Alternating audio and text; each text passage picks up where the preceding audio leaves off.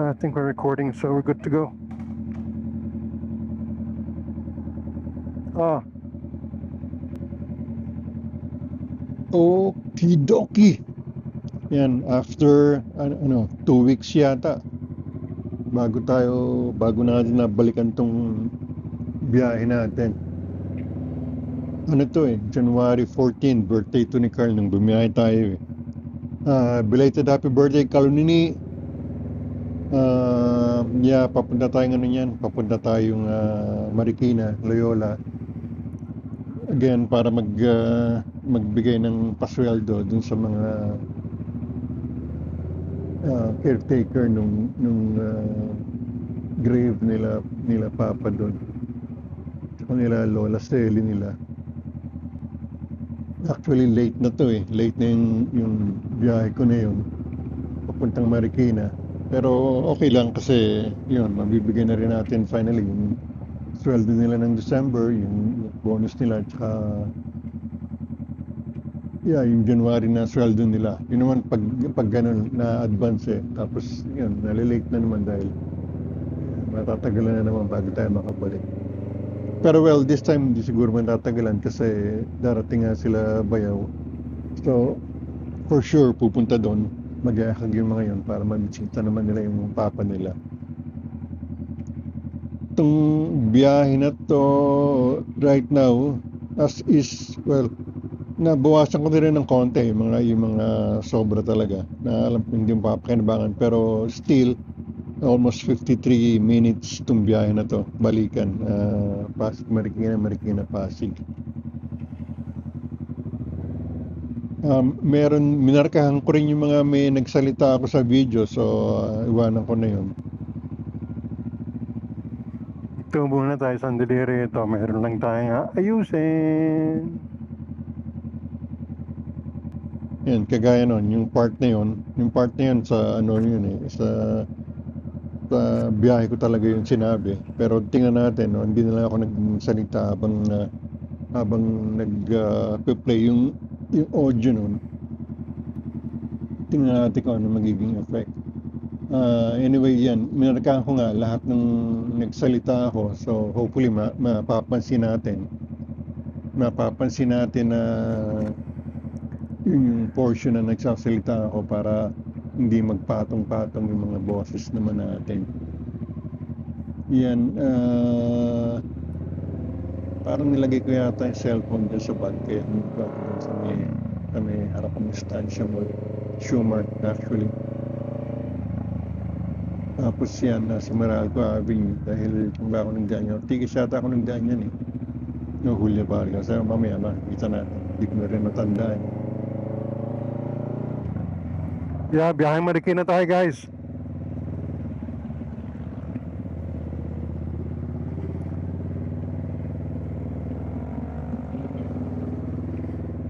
January 14, birthday ni Carolini. Carl, happy birthday!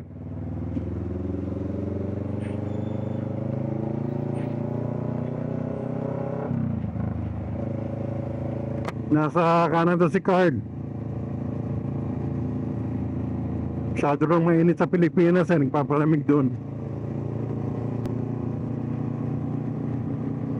Yun, again, yung portion na yun, yung nagsasalita ako sa nagsasalita ako habang bumibiyahe, so tumahimik na lang ako, tingnan natin kung ano na yung effect nun. Tapos ayan, biyahe na ako sa ibabaw ng tulay. Of course, hindi ko kakayahan na punuin to ng dialogue, no, dahil wala naman tayong masasabi. Pero ano na ba ngayon? Yan, January 31st na, grabe, tapos na agad yung isang buwan ng 2024. Katapusan na ngayon.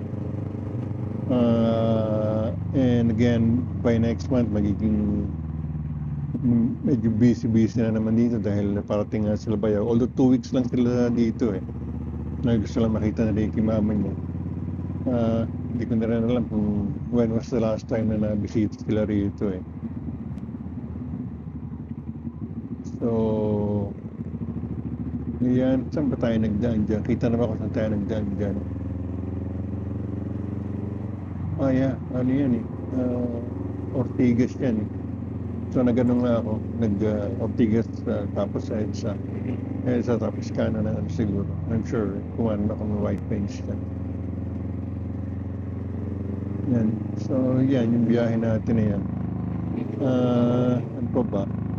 Naman mga bago pa rin, yung pa rin.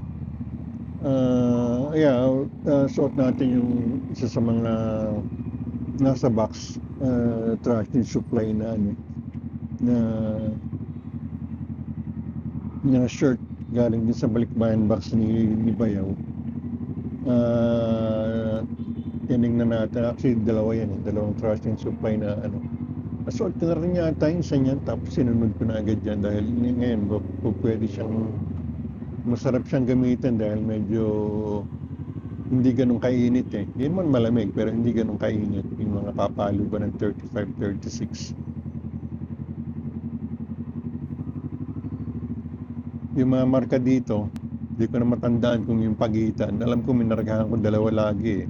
Ibig sabihin no, yung portion na nagsasalita ako sa video talaga. Pero ngayon, nagdikit-dikit ng mga doon. Hindi ko na tuloy malaman kung alin yung dalawang point na nagsasalita ako yung bakante. So, lagay ko into muna natin dito para matingnan natin. EDSA.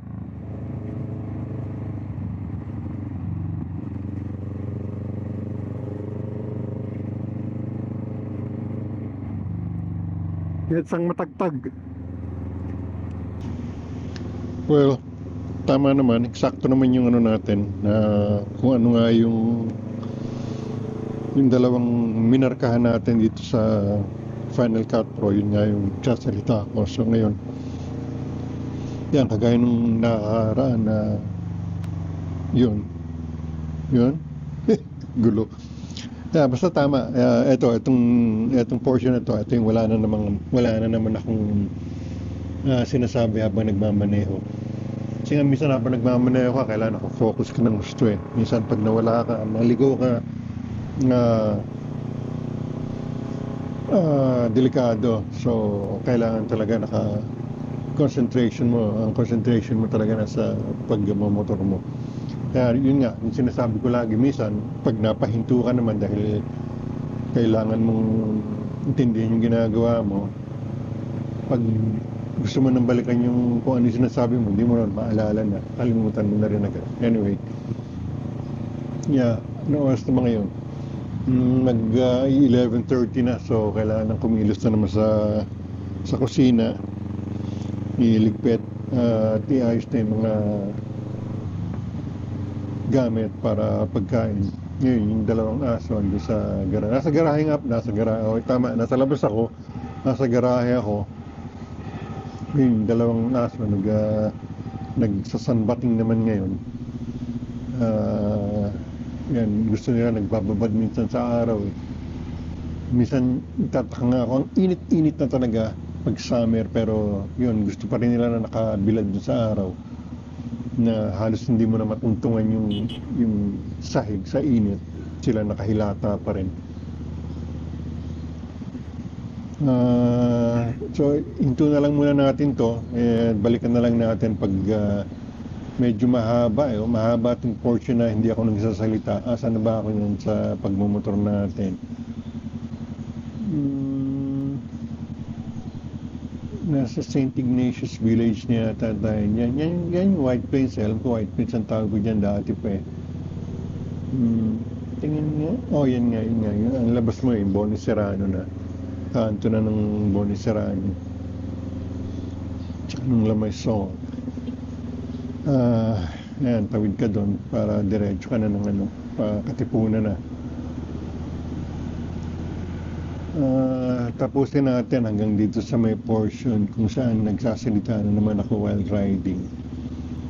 Yan, naalala ko, January nga pala ngayon, January 16, 2019, nung dineliver itong motor natin from Las Piñas, kung saan natin nabili ito. So, 2019, 2024, 5 years na sa atin itong motor. Pero hindi tayo 5 years na nagmomotor.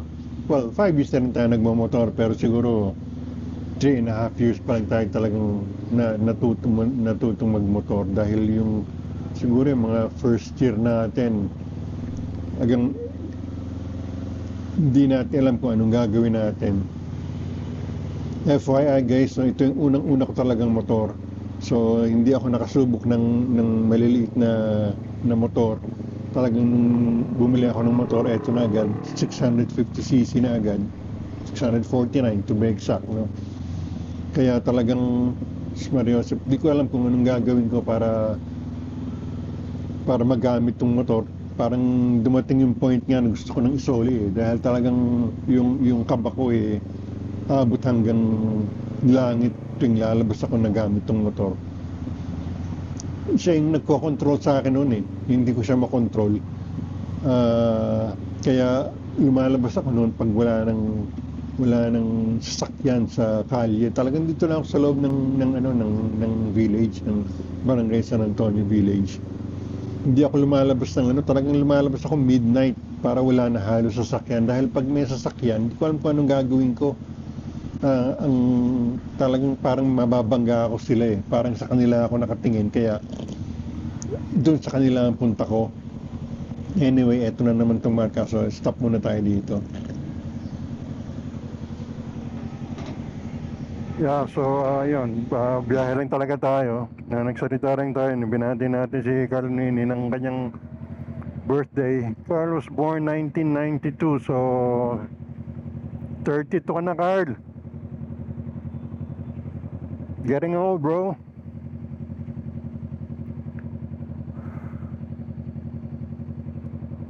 Yeah, again, andun siya sa Canada ngayon. So, nagpapalamig. We're back. Medyo walang segue yung huling sinabi natin mula dun sa huminto tayo Yung pinag-uusapan na natin dati, yung first few months ko na nagmo-motor. From zero na nalalaman sa motor hanggang sa nakabili tayo, hanggang sa tumatakbo na tayo. Bigla naman pumasok yung nagsasalita ako habang nasa biyahe talaga na birthday ni Carl naman ang sinasabi ko. Kain to tayo nun sa corner yata ng Bonnie Serrano at saka ng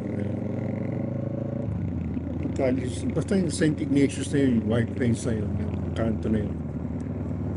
Birthday ni Carl. So walang connect yung huling pinag-usapan natin. Pero well, anyway nga, birthday nga ni Carl yun. So again, belated happy birthday Carl.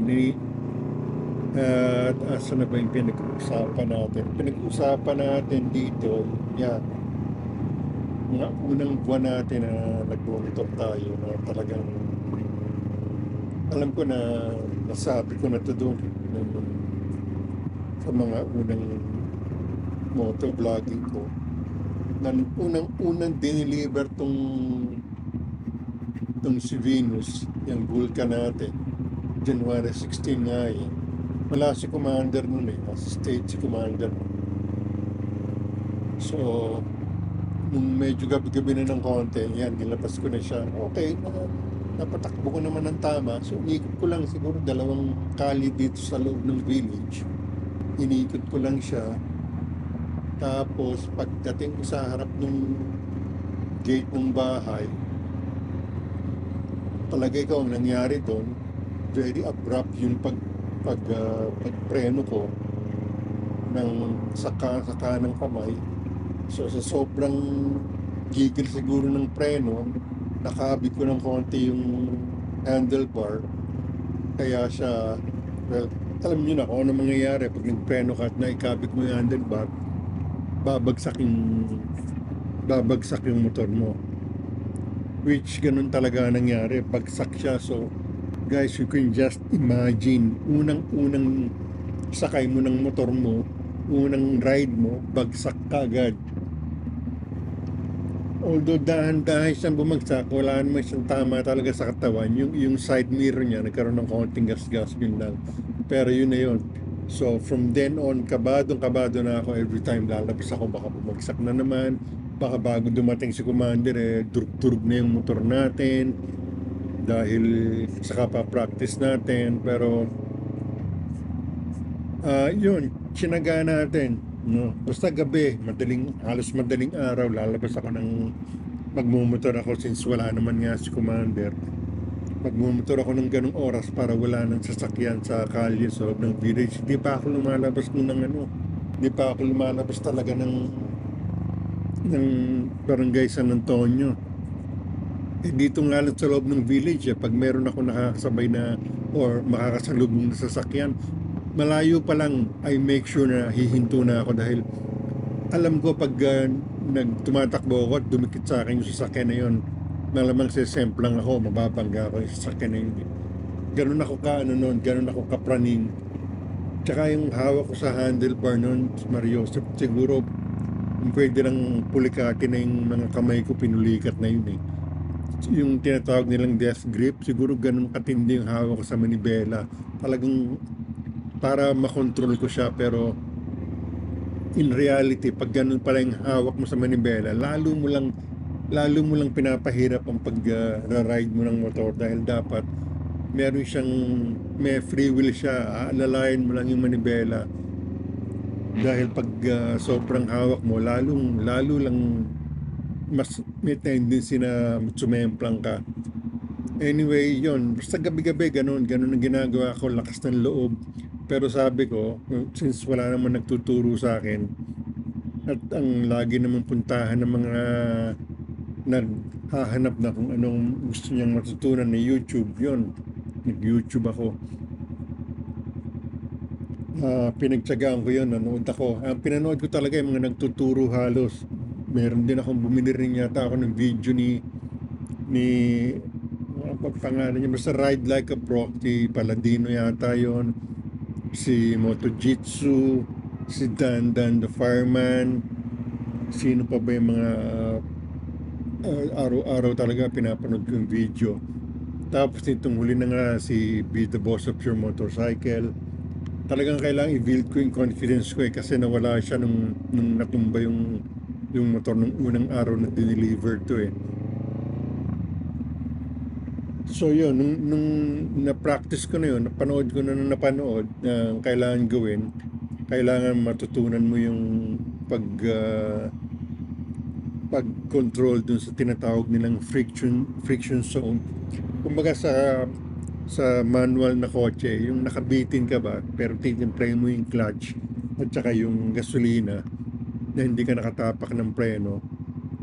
Sa isip-isip ko, nagagawa ko sa sasakyan yun eh. Kahit nakabitin yung sasakyan na manual, kaya kong timplahin yung clutch at yung gasolina na hindi ka aabante, na hindi ka rin naman aatras para mabangga mo yung nasa likod mo, umatrasa mo yung nasa likod mo, o mabangga mo yung nasa harapan mo.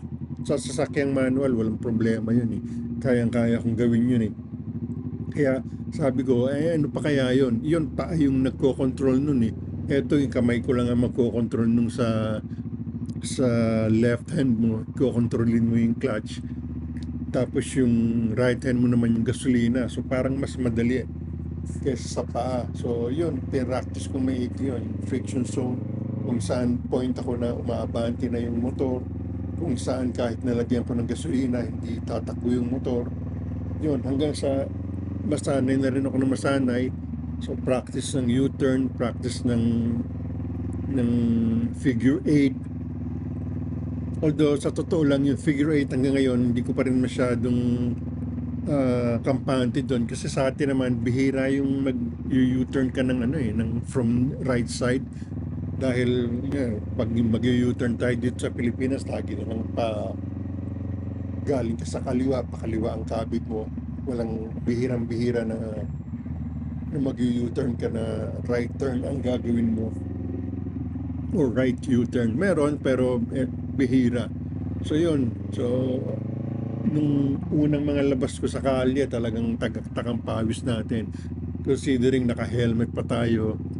At yung mga unang labas ko, naka-riding jacket ako dahil kabado nga tayo. At least yung riding jacket, meron siyang padding sa siko, meron sa likod, may protection, so plus yung nervous mo, so yun, pawis na pawis ka sa ginagawa mo.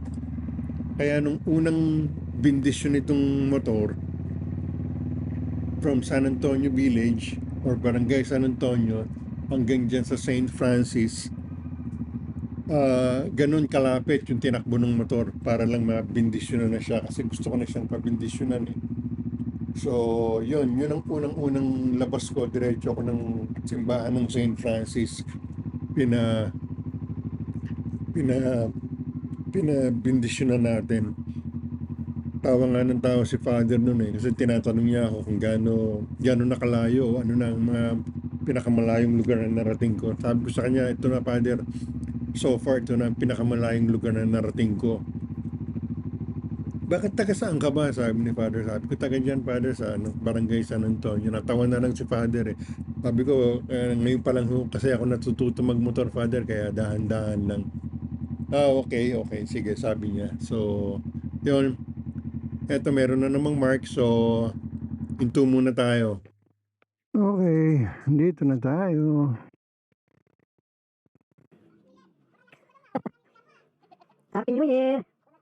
Oo nga, baka next month dulo ang kapatid ng isa, yung lalaki. Wala na. Oo. Hindi ah. Hindi abot ang video yan, hindi ko nabili. May utang ba kayo, Kali? May utang ba ako, wala, no?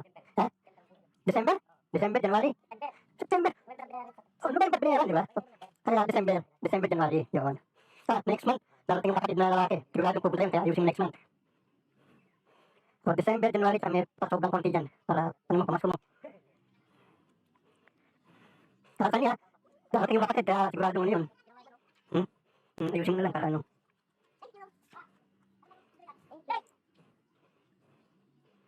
Kaya sa asawa mo? Saan? Baka niya may bigay. Okay, sige. Next month, baka pumunta sa aming kapatid. Mas pa yan. Para balat kanya. Hindi na tayo nagtagalan. Hindi na nga natin pinatay ang mga camera natin eh. So, lahat magana. At uwi na rin tayo dahil wala pa tayong lunch na naman.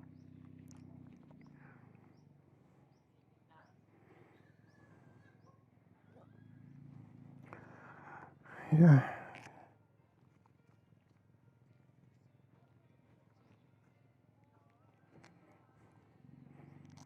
Balik na tayo.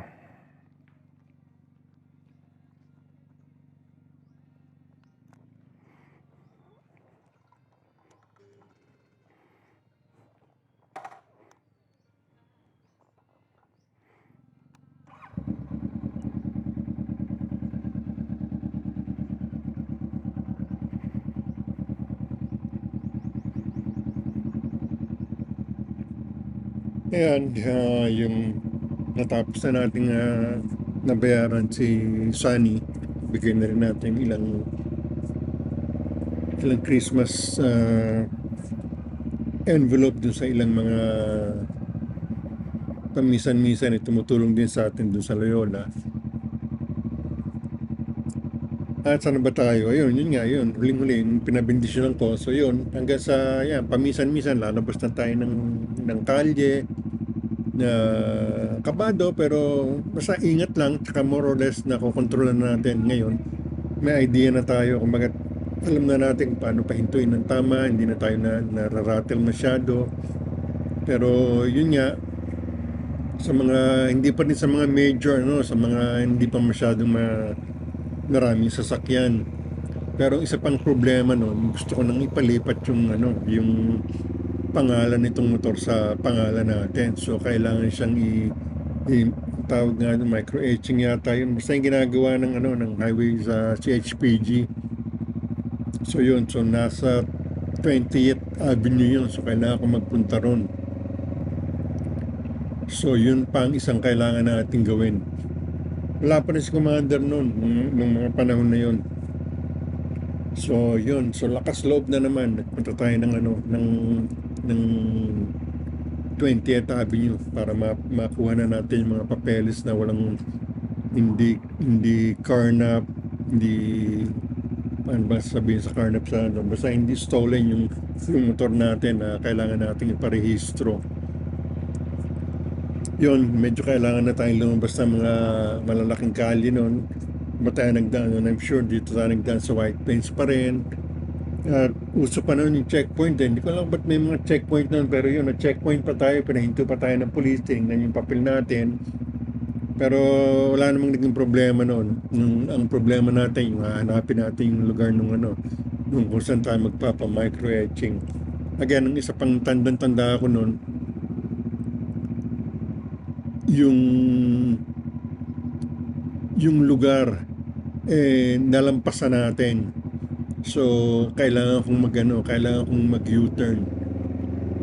Yung laki ng 20th Avenue na yon, dulot dulo, gutter to gutter yata ang inabot ko bago ako nakapag-U-turn talaga. Talagang nagbumuntik-muntikan na ng tumama sa mga gutter. Tsaka siguro bago ako naka-U-turn, syempre hintayin kong walang nagdadaan doon sa kalyan both sides dahil hindi ako pwedeng huminto sa gitna. I'm sure pag huminto ako sa gitna na konting kabig man lang yung manibela ko, sesemplang ako. So kailangan kong talagang malinis yung kalye bago ako maka-U-turn. Kaya yun, yung U-turn na yun, ewan ko, basta yung lapad ng kalye na yun, sinakop ko lahat yun. Again, may kasamang swerte pa rin, so hindi tayo natumba or aksidente, nakauwi tayo ng maayos, nagawa natin yung micro-etching, napalipat natin hanggang sa yun. Unti-unti, nakakalabas na, wala body, init na rin ang ulo natin, minsan sigawan na rin tayo sa ibang mga driver pag mga na ginigipit tayo sa so yun, sabi ko unti-unti nasanay na rin tayo. Wala na yung konting kaba, na-build up na natin yung confidence sa yun. Hanggang sa fast forward na ngayon, yun, kahit saan na nakakabiyahe na tayo.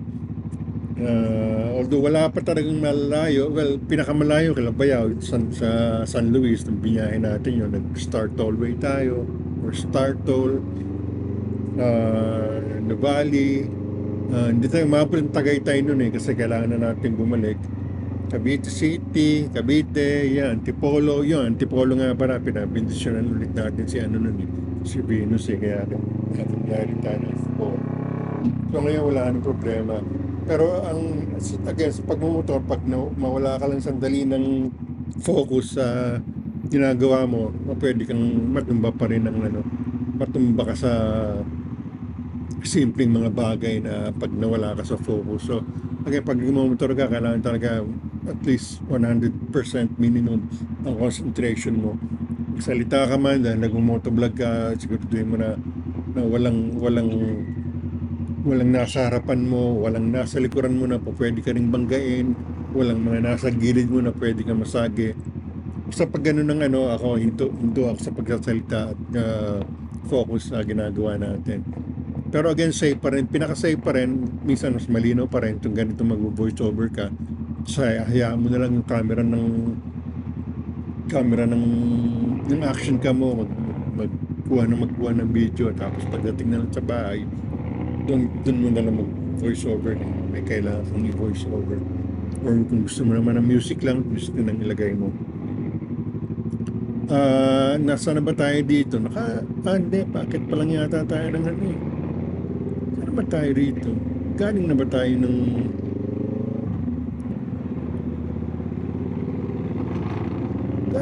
ng Loyola rito? Hindi pa. Tingnan natin manood muna tayo sandali.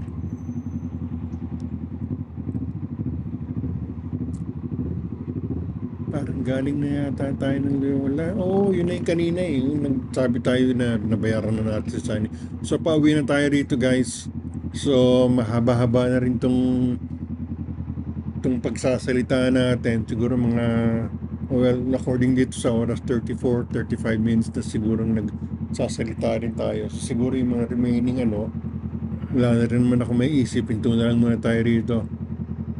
Or tingnan na lang natin kung meron tayong maisip ng dagdag. Pero for the meantime, i-off ko muna to.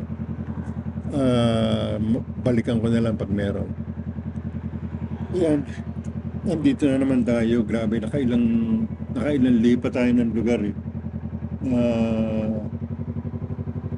dito sa ginagawa nating voiceover. Yung unang-unang voiceover kahapon, dito tayo sa labas, may garahe.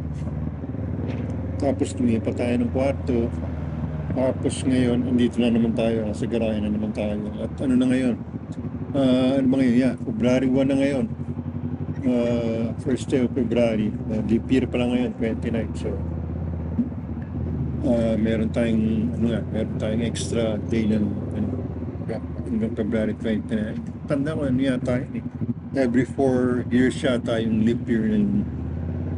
Yeah, yun nga, nasabi ko rin na pinakinggan ko yung last mga sinabi ko dun sa huling voiceover natin na kapag wala na rin tayong sabi dito, i-end na lang natin, i-on natin background music, i-fast forward na lang natin. Pero naisip ko nga, yun, nung nakuha ko itong motor na to, alala ko lang, first ever motor natin to. At nagsimula tayo mag-ride, ano na tayo, 55 years old tayo, nung muna tayo matutong, well, talaga siguro, nung muna tayo natutong, 56 na rin tayo, or 57. Isa, naging kampante na rin tayo sa pagmumotor natin. So, hindi rin hindrance ang edad. Hanggat kaya, syempre, hindi, meron namang mga nasa 50 pero may mga depresya na, so hindi rin po pwede. Pero kung wala ka namang nararamdaman, yung kagaya ko nga, 55 na halos ako nag-start mag-aral, hindi talagang from zero. Yun ako simula lang magmotor, 55 na ako. Again, hindi ko na rin malaman kung bakit hindi natin na umpisa magmotor. Bagay noon, hindi naman ganun hindi pa noon ganun karami mga nagmumotor. At saka, yun nga, ganun tayong napasabak sa mga trabaho. Hanggang sa maging ahente na nga tayo. Tapos yun, yung sunod-sunod na mga batuting natin, so wala na, hindi na practical na motor ang targetin natin. Dapat magkaroon na tayo ng sasakyan. Una nga lang, yan, ngayon kung pwede na, naglakihan na lahat yung mga bata at may kanya-kanya na silang buhay, yan po pwede na. Ito paminsan-minsan pag libre. So yun lang, siguro itong mga huling lagyan na lang natin ng konting background para matapos. Meron pa nga pala yung natin, naubos na rin pala yung mga pondo natin na mga motovlog natin. Dati ang dami nating pondo eh. Kaya minsan yung mga November natin na ginawang motovlog, January mga January na rin yata nakapalabas, pero ngayon naubos na rin siya. Isa-isa na lang yata o dalawang video ang naandito sa natin, naka-schedule na i-post siya every Thursday yun eh. So yun, parang huling check ko, isang na lang yata nga eh. Na basta ganun, isa, dalawa, o siguro magiging 3 kasama tong isang to. Pag natapos ko to, eto, hanggang ngayon nga, voice over pa lang pero hindi ko pa na-edit eh. Yun nga, diba, ang gamit naman natin eh, yung mga camera, hindi lang naman isa. So, pili pa tayo paminsan-minsan. Tayo pa, medyo may kaartihan tayo. Gusto natin paminsan-minsan. Nag-iiba yung POV or FOV, may mga pareho naman yata pwedeng gamitin, yung point of view or field of view. Parehong pwedeng gamitin. So para nag-iiba-iba yun, hindi yung isang lang, hindi yung puro tali lang, hindi yung puro ako lang. Pwedeng mapalitan natin para hindi nakakasawa naman. Again, hindi ko alam kung itutuloy ko itong paggagawa na lang ng voiceover o yung kung meron lang tayo maisip sa mga susunod na labas natin, which incidentally, tagal na rin natin. Ito yung huling labas natin eh. That was January 14. At February na ngayon. So 2 weeks na naman nakatenga si Venus. Although nakaano naman siya, may nakasaksak naman siya sa ano, sa battery battery tender niya. Iba pa rin siyempre nakapaikot mo yung lens sa sasakyan. So kailangan ito mga susunod na araw makalabas-labas naman tayo kahit ikot-ikot lang ulit. Alam ko dito kahit pa paano nagpaalam din ako dito yung usual natin na pag-peace out natin. So ganun na lang. So guys, siguro ito ko na muna to at para ma-edit ko na to, matapos na rin to. At yung huli, ko na lang siguro background na lang natin ang music. Fast forward na lang natin. Okey-dok. Thanks guys.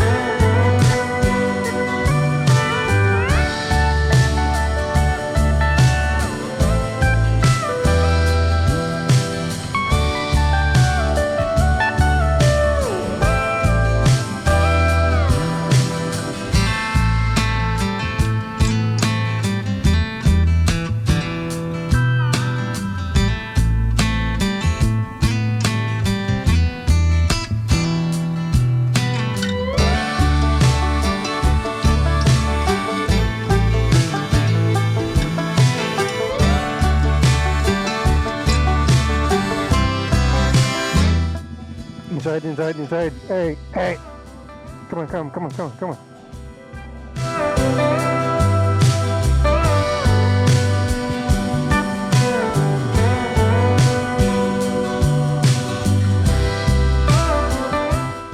Nakita natin yung mga dogs, so hindi tayo